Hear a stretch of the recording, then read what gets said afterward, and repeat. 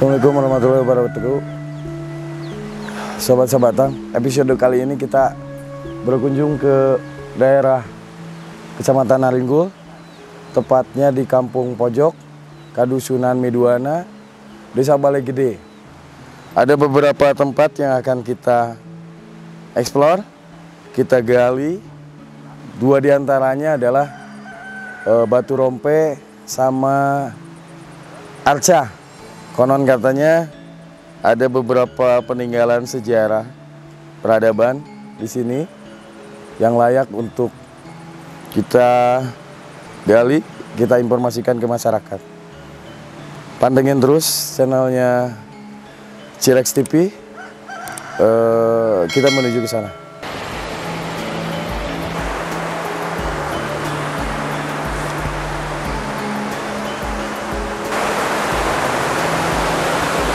Assalamualaikum. Waalaikumsalam. Pak Kades, sehat?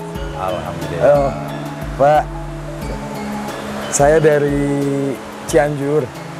Kebetulan mendengar beberapa informasi bahwa di Naringgul, tepatnya di Desa Balai Gede ini, banyak yang harus digali. Betul. Salah satunya, dua diantaranya, maaf, ada Batu Rompe sama Arca.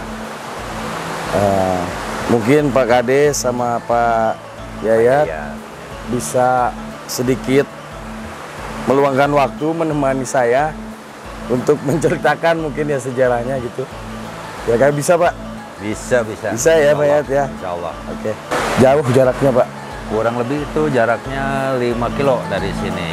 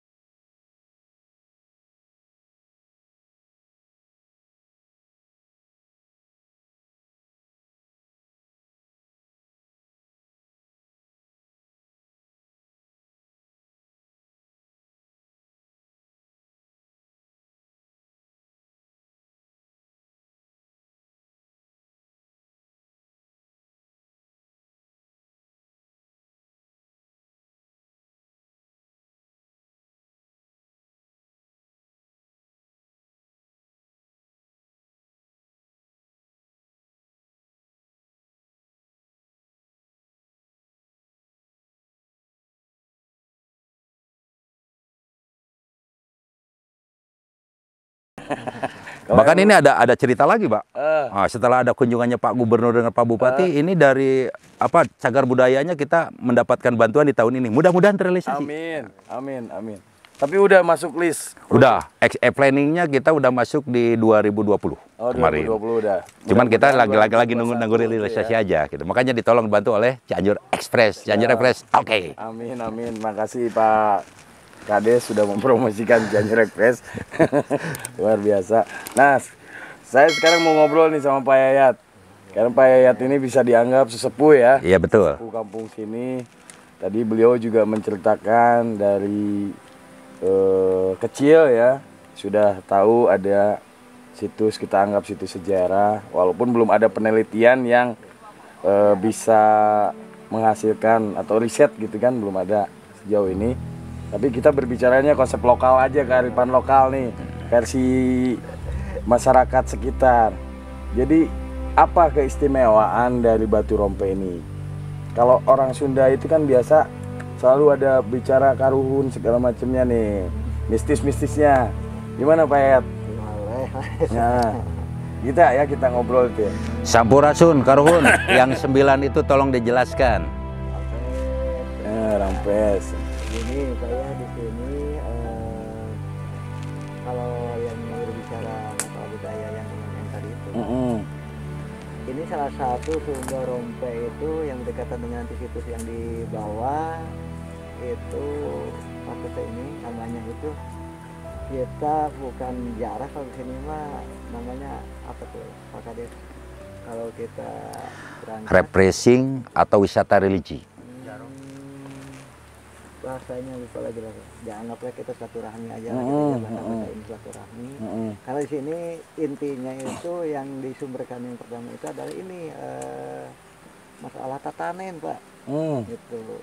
Yang bersumber pada Nimas Dewi Saripohaci, gitu. Makanya di sini itu adat budaya itu tidak lepas dari aturan-aturan yang sudah ditentukan di sini. Kayak macam ada dongdonan Wali 9, gitu. Yang itu ya sumbernya dari Pajajaran juga, gitu. Yang pertama itu tadi Cung Wanara 1, yang kedua Lutung Kesaru, yang ketiga Kuit Putih, keempat Helang Rawing, yang kelima Singa Batara, yang keenam Batara Singa, yang ketujuh Rambut Sadana, yang kedelapan apa tuh namanya lagi, yang kedelapan kalau nggak salah itu yang ke-9 itu Balung Tunggal, yang ke-8 Sapu Jagat, yang ke-8-nya itu. Yang 8 Sapu Jagat. Jadi itu 9 itu semua pada punya apa ya, Punya peranan masing-masing. Tapi tetap yang satu yang itu tujuannya gitu. Terus korelasinya apa dengan Batu Rompe itu yang 9 itu? Yang 9 hubungannya itu apa? Hubungannya gitu? Kayak ini tempat memang ininya berdekatan, cuma waktunya itu ini kita juga belum bisa memastikan. Kayak ini jauh sekali, di angka ribuan tahun kayaknya. Antara yang ini dan yang di bawah itu jauh sekali. Di bawah itu ada apa di bawah itu? Di bawah itu ada patung. Patung? Itu ada tanda-tanda kehidupan orang tua dulu juga. Itu kakek buyut juga. Ini dibikin siapa? Gak tahu. Ini sejak dari dulu sudah ada. Jadi nggak bisa berbicara itu, cuma kita larinya ke mistis aja gitu. Kalau misalnya kita di sini, ini namanya Eyang Sempararang, itu istri lah. Itu. Jadi kalau misalnya di sini apa tidak mentaati aturan lokal di sini, kenanya sama kita juga gitu. Misalnya keluarga sakit-sakitan gitu. Terus lagi apa usahanya gitu susah gitu. Jadi mestinya kita harus mengikuti aturan yang budaya yang ada di sini. Apa itu contoh hal-hal yang tabu yang dilarang itu? Yang dilarang seperti misalnya rumah, misalnya kakaknya sebelah timur, terus adeknya bapaknya sebelah barat, gitu. Itu jangan salah, itu pasti dia itu akan sakit. Ya, karena istilahnya kalau dari timur itu ada apa? Kelangkang namanya itu. Bayangan itu. Jadi bayangan itu sampai sama orang tuanya. Nah, gitu. Ataupun sebelah selatan misalnya kita tidur bapaknya sebelah utara, anaknya sebelah selatan yang di atas itu. Nunjangan Pak Kades itu. Itu juga itu kehidupannya susah bener. Gitu. Terus susahnya air. Air itu misalnya kalau kita keluar itunya punya sawah misalnya di timur itu. Airnya sebelah barat ya gitu. Itu penyakit juga itu. Itu harus apa? Sejajar searah gitu. Misalnya airnya sebelah timur, punya sawah sebelah timur. Jadi kalau begitu keluar teh kita harus ke air dulu gitu. Di sini banyak banyak macam-macam lah di sini, termasuk apanya lah gitu. Termasuk apa pintu, terus yang namanya perusahaan air, lah gitu, WC lah gitu istilahnya. Gitu. Di sini ada hal-hal yang unik lah gitu. Gitu. Kalau kita melanggar, Kalau nggak dilakukan misalkan, ya kita kerja kena. Gitu. khusus penduduk sekitar, Gitu. Tapi berlaku ini juga untuk warga di luar. Untuk yang sekitar aja. sekitar Ini aja, sekitar aja. Kayak kampung adat gitu, keberadaban. peradabannya gitu. Ya, kayak gini contohnya kalau Kalau misal- Pak Tatang enggak. Enggak ya? enggak. Ini kru-kru ini enggak. Enggak maksudnya kan gini, hal-hal ini kearifan lokal ya, budaya yang udah jadi warisan budaya nenek moyang, Betul, dan betul. leluhur dan segala- yang memang tetap dilestarikan atau tetap dijaga. Kalau misal kita nih kan orang luar nih bicaranya, kan tidak tahu tata krama gitu kan, itu gimana imbasnya, ada nggak nanti? Enggak ada kan ini sama juru kuncinya, Pak. Dimaklumi. Kita ke juru kunci aja. Oh, ini juru kunci. Iya. Pak Yayat Iya, juru kunci. mau Pak Yayat aja. Jadi kalau ada apa-apa Pak Yayat aja. Kita nggak tahu kan. Kita menggali potensi aja, wisata religinya Tapi seperti hal-hal apa. mistis yang terjadi di sini apa? Selain tadi sering ada apa? Burung terbang kalau ngelewatin di atasnya Ada suara jatuh. kuda. Hah? Ada suara kuda katanya. Suara kuda.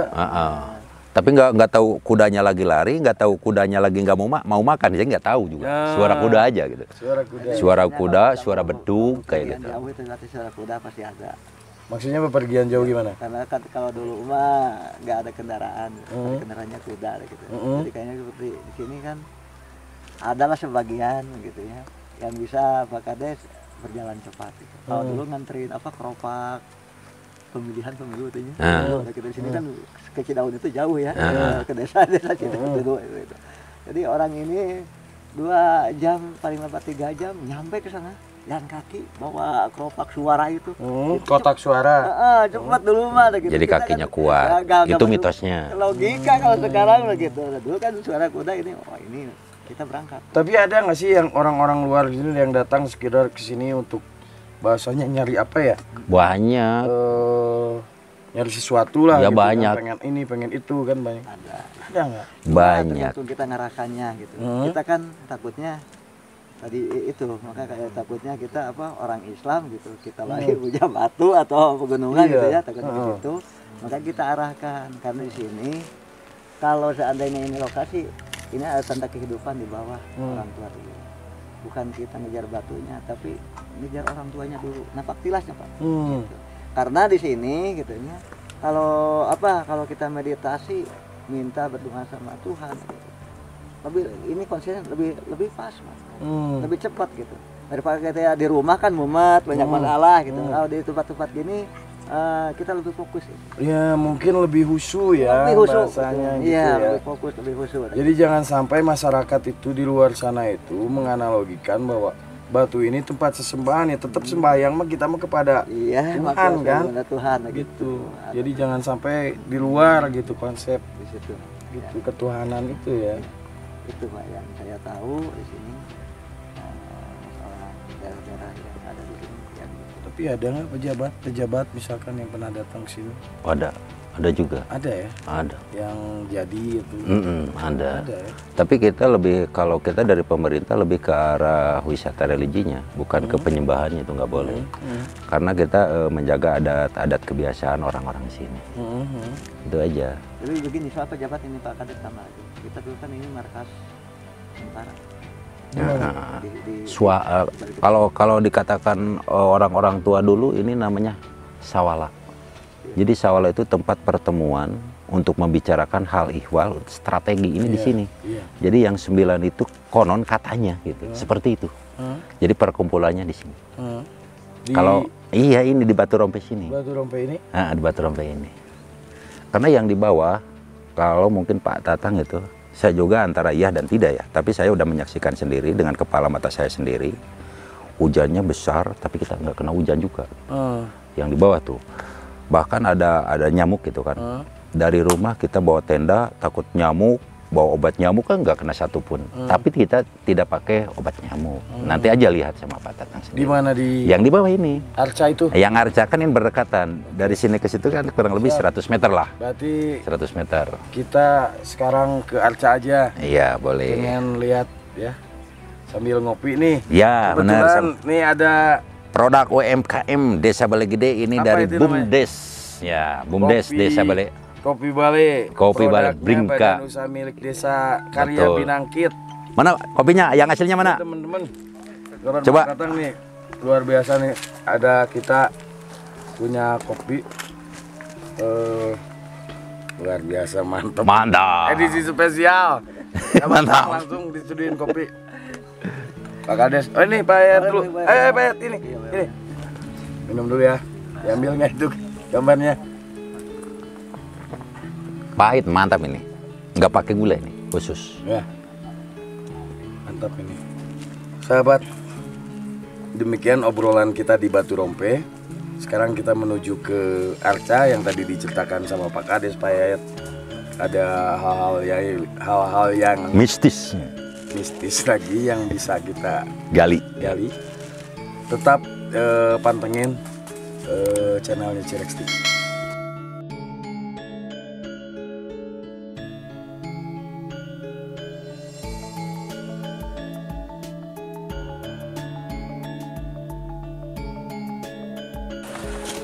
Sekarang kita kemana Pak? Ke situs, ke Arca situ. Situs Arca. Iya. Oh yang tadi disampaikan Arca. Mana Pak lokasi? Ya, tulis sini Pak. Oh itu. Oh ini ya. Oh, iya. Arca. Sampurasun. Sampurasun. Rampes. Pak, ini Arcanya. Iya betul Pak. Ini ada cerita apa di Arca ini Pak? Ini sebuah peninggalan sejak orang tua dulu gitu. Ya, turun temurun ini tidak tahu semuanya ini sudah ada. Gitu. Oh dari dulu memang udah ada? Udah ada dari dulu. Kalau Bapak taunya dari kapan? Dari sejak kecil Pak. Tapi sempat dijelaskan nggak sama orang tua gitu, sempat nanya-nanya ke orang tua Bapak gitu? Ini udah ada dari dulu. Kakek ke kakek lagi udah. Ceritanya apa dari orang tua itu? Ini cuma ini dikeramatkan, tandanya ada tanahnya itu tanahnya nggak datar. Gitu. Terus lagi di sini dikeramatkan untuk apa? Untuk sesuatunya atau minta apa? Minta pertimbangan. Misalnya kita meditasi sama yang kuasa di sini juga boleh. Gitu. Yang itu ini jangan sampai diruksak, gitu. Karena ini peninggalan sejak dulu, gitu. Peninggalan harus bisa kita jaga, gitu. Gitu. Jangan sampai punah. Gitu. Ini namanya memang Arca atau apa? Namanya kalau di sini bukan patung, Pak. Patung. Iya. Gitu, kalau kita Arca, gitu. Arca. Patung. Gitu. Ada hal-hal apa yang bisa dianggap aneh gitu? Aneh, gitu. Ada. Ya seperti dulu itu kalau ada burung yang lewat ini suka jatuh, gitu. Oh hampir sama dengan yang Batu Rompe itu berarti? Sama lah gitu, yang Batu Rompe itu jatuh. Lagi ini kan ada bekas itu Pak yang rusak itu tuh. Apa itu? Di lehernya itu. Ini cerita dulu zaman gerombolan Pak. Gerombolan. Zaman waktu dia mau masuk ke sini mau menghabiskan ya kampung Balai Gede, bukannya sekampung dulu Pak, masih sedikit lah gitu. Dianggapnya batu-batuan dan suara orang berbicara itu dianggapnya suara katak gitu. Terus dia nyari ketemu ini wah kayaknya ini pelindungnya gitu. Ini di sama pohon apa senjata gitu yang di ini gitu itu apa patah gitu. Gitu. 14 orang itu yang kesini waktu itu.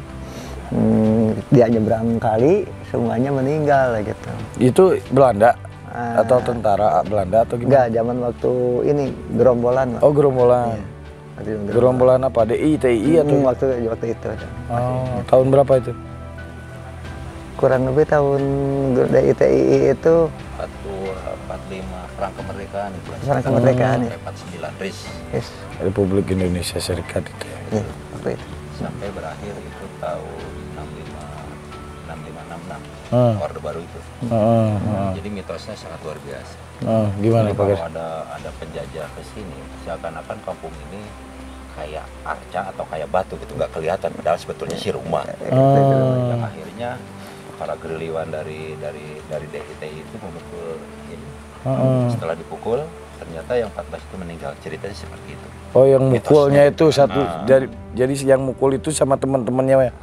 Itu langsung meninggal. Langsung meninggal.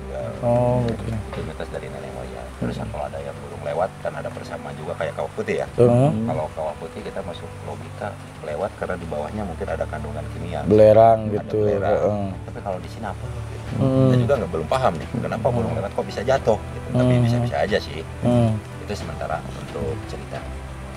Tapi untuk meditasi di sini oke juga, boleh juga. Tapi meditasinya bukan berarti menyembah patungnya atau menyembah berhalanya, bukan. Tapi lebih kita mendekatkan ke alam.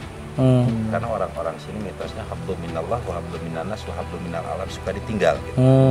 Jadi minal alam itu di mana ada alam, di situ ada kehidupan. Ternyata di sini ada yang menunggu. Akhirnya mitos untuk masyarakat awam bahwa ini adalah penunggunya. Kalau kami dilahirkan dari masih muda lah, milenial, dianggapnya antara tahu dan tidak tahu. Mitos, seperti itu lah. Milenial ya Pak Kades. Berarti sama kita jauh ya, nggak jauh beda gitu maksudnya seumuran. Pejabat-pejabat kan suka ada yang datang ke sini ya. Sebetulnya bukan untuk meditasi atau menyembah harcanya, menembah patungnya, bukan. Tapi lebih ke cagar budaya. Itu potensi daerahnya. Menggali potensi ini gimana nih? Bagus enggak kalau dibuka? Nanti aspirasinya bisa turun atau tidak gitu. Hal-hal seperti itulah. Karena terjemah itu baru shot-shot kayak gini tahun-tahun ini aja. Kemarin-kemarin nggak boleh gitu. Nggak, maksudnya tujuan mereka datang ke sini itu mau apa sebetulnya? Rata-rata yang mereka yang datang ke sini itu mau apa? Selain kalau kita kan ya kita mau gali potensi kan, gitu sih Membuktikan biasanya. di sini ada. Kalau yang udah-udah itu biasanya tujuannya mau apa ke sini itu? Kebanyakan dia mau meditasi. Meditasi. Meditasi gitu. Kebanyakan kayaknya seperti seolah kayak yoga, ilmu alam. Nginep di sini atau gimana? ada yang nginep gitu, ada yang nginep lah kita. Terus juga ada yang suka bawa amparan di sini. Dia wirid aja gitu. Wirid lah gitu. Kita mendekatkan sama Tuhan, melewati alamnya lah gitu. Pak, kalau lihat dari bentuknya itu bentuknya kayak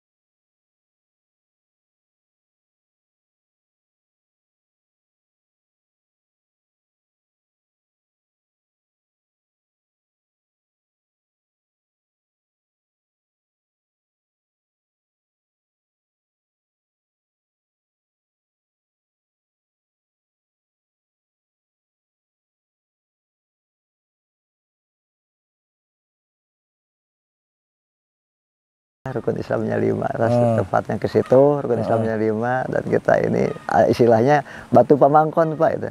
Kalau itu? kita ada sesuatu, kita dikonsentrasikan sama Maha Kuasa yang musik malikan bahasa Sunda ya. Percayakan musik malik sampai kita ngangkat batu ini ada tanda-tanda gak? Kalau kuat ini pasti yakin sama Tuhan kita tercapai sesuatu. Kun wayakunnya gitu. Sampai ngangkat batu ini deh gitu. Satu semua batu apa satu aja? Semua batu. Ini 5 kan. Jadi 5 ini harus keangkat. Harus keangkat gitu. Sambil ya tetap hakikatnya kan mintanya ke Allah kan. Iya, sampai kita konsentrasi sama Tuhan gitu. Gitu. Kalau keangkat semua, ya berarti bakal tercapai gitu. Tercapai. Kalau nggak keangkat, kita tinggal nunggu aja kita apa betul atau tidak. Buktinya sama kita sendiri jawabnya. Ini diam Pak. Ini diam. Kalian sama saya ini diam. Tapi beliau itu ini bicara Pak. Secara tidak langsung ini kita bicara. Kita bukan narasi ya. Kita menjabarkan apa yang dibicarakan oleh juru kunci. Dia berbicara la haula wala quwata illa billah, tidak daya dan upaya illa Allah. Dia menghadap ke arah timur dan kita yang datang menghadap ke arah barat. Itu salah satunya petunjuk arah. Dan barusan diterangkan bahwa ini ada batu 5. Kalau kata Pak Yayat itu pemangkon. Ini cirinya rukun Islam. Arkanu Islam misalnya rukun Islam hamsatun ilahin terbang ilahi Allah wahidun wahid syahadat. Jadi di dalam mengucapkan 2 kalimat syahadat meditasi itu adalah keinginan kita untuk masuk agama Islam. Kalau terangkat berarti secara tidak langsung dulu menurun naik moyang itu kita udah masuk di Islam. Berarti Islam itu betul-betul butuh uang karena kita berbicara tentang rukun Islam. Karena disimbolkan ini 5.